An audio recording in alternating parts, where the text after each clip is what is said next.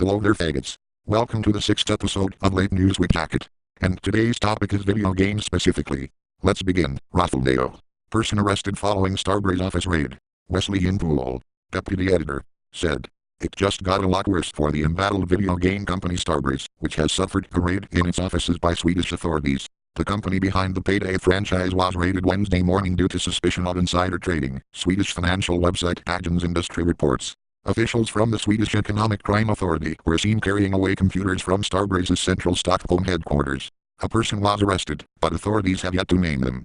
A spokesperson for the Swedish Economic Crime Authority confirmed the action in an email to Eurogamer.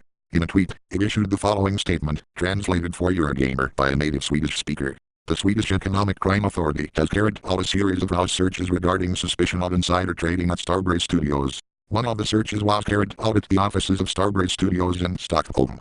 One person has been arrested and detained. Starbreeze has had an awful time of it lately. As we reported earlier this week, the company is desperately trying to save itself from going out of business after a string of high-profile flops. Next topic is going to be about shit consoles. PlayStation Classic data seems to reveal 36 rejected games. A peek at a different presence version of the past. By Joe Scrabbles, the PlayStation Classic could have had a very different lineup if a purported data of the console is to be believed. Posted in GitHub, the code dump shows differences between the core PCSX PlayStation emulator and a custom version of that emulator, seemingly the one being used in the micro console. The PlayStation Classic uses a port of the PCSX emulator to run its games. If legitimate, those differences include a list of 36 games not included in the release version of the PlayStation Classic, which appear to have been tested for the micro console, but not included. Here's a picture of full list. Cause I'm not reading all this shit.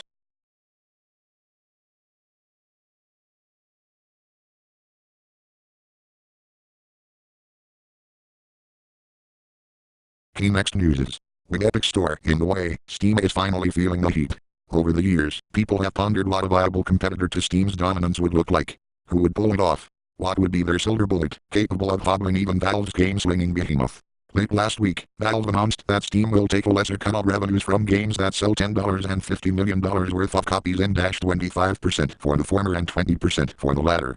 Today, everyone emitted a collective ah. Now I get it upon finding out why. Unreal Engine creator and Fortnite developer Epic announced that it's on the verge of launching its own store, one that'll take a cut of just 12% of earnings from developers and way down from the industry standard 70/30 split that Steam helped pioneer. In an interview with GamesIndustry.biz, Epic Games founder and CEO Tim Sweeney said that, while running Fortnite and selling digital goods through the world's most popular game, Epic realized that 70/30 isn't necessary.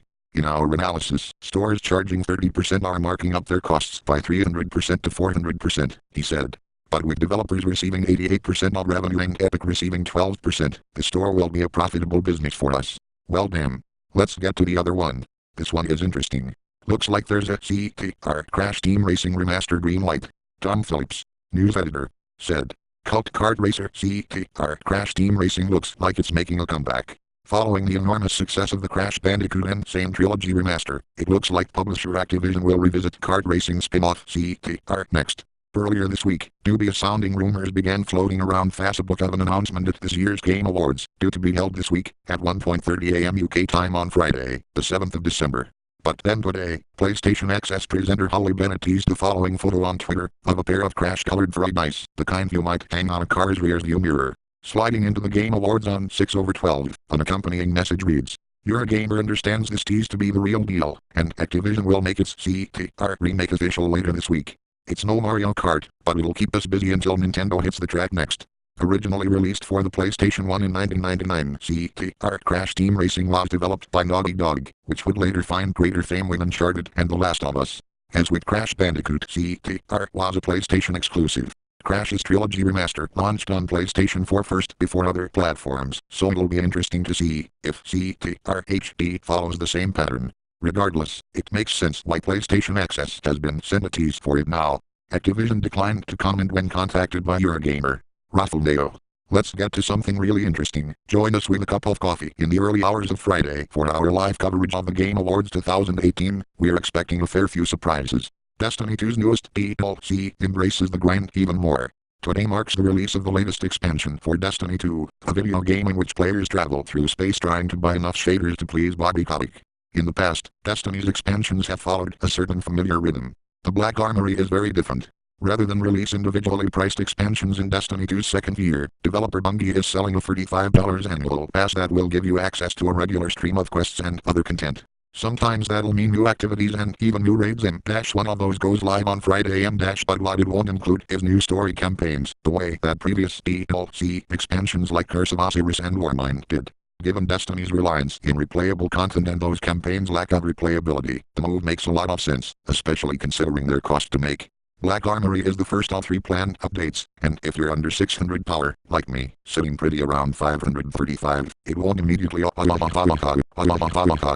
offer you very much. The first and most visible quest will take you down to the Black Armory, an alien-looking new area of the tower, where a robot named Ada-1 offers up some snark and then sends you off in a quest to unlock the first Lost Forge, a match-made high-level activity and one of the main selling points in today's update. Holy shit, is that all news? We fucking got? Let me check.